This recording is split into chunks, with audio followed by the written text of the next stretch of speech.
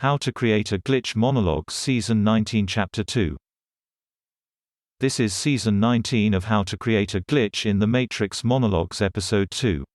In this episode, we will be elaborating upon two more concepts found in this podcast which arise out of the esoteric narratives of the New Testament and Quran.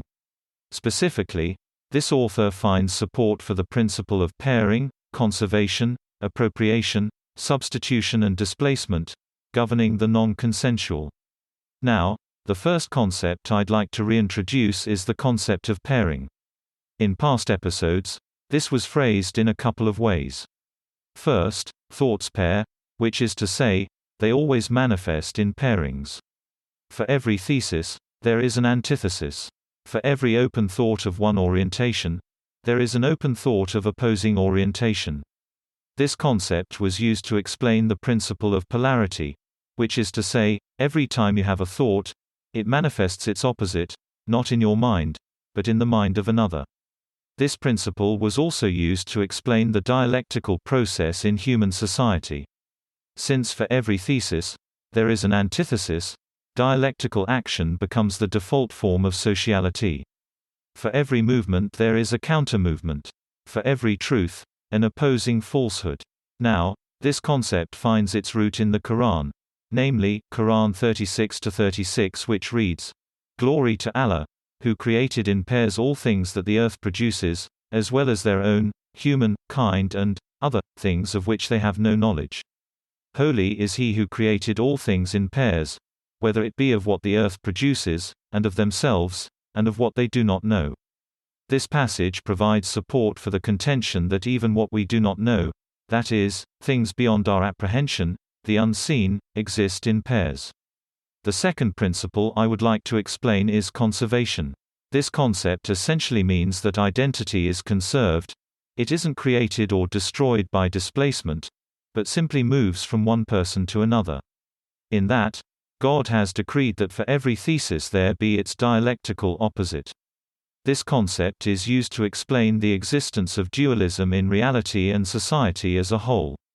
It is also used to explain the interrelated concepts of substitution and displacement, which is to say that thoughts, identity, pass from person to person through substitutionary acts, created by physical displacement or territoriality. It is also used to explain the concept of appropriation, which I will explain shortly. Conservation finds its root in Matthew chapter 13 verse 12. This passage reads, "Jesus answered them, 'To you it has been granted to know the mysteries of the kingdom of heaven, but to them it has not been granted. For whoever has, to him more shall be given, and he will have an abundance. But whoever does not have, even what he has shall be taken away from him.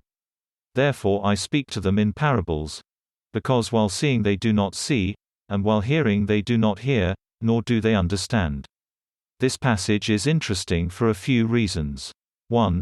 It dovetails neatly with the passages contained in the Quran explained in the previous episode. But it is also interesting because the statement suggests that there is an equilibrium, a kind of mathematical precision to our endowments. From one he takes, to another he gives. This conservation reflects a kind of justice. But it also describes the manner of this allocation.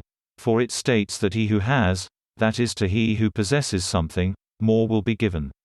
Whereas, to him who does not have, from him even what he has will be taken away. This concept can be applied to any act of physical territoriality or attachment. In a past episode, we talked about how possession of an object manifests physically, in that the touching of the object, the handling of the object, is a manifestation of an internal attachment. For he who holds something in attachment, shall be given more of that thing. Conservation tells us that identity manifests through union or appropriation, the result of substitution and displacement. An archetypal gateway generates union between two selves, causing an archetypal convergence both backward and forward in time. But in the absence of union, that is, when polarity rules, divergences lead to the shifting of the identity from one person to another on the basis of possession or attachment. That is, the physical embodiments of attachment reflect the accumulation rather than the diminution of possession. If you would like to understand the concepts of appropriation, substitution and displacement, or conservation. There are numerous podcasts which explore these concepts. But I will provide a summary podcast explaining them shortly. That's the end of the podcast for today. If you enjoyed it, please like, comment and subscribe.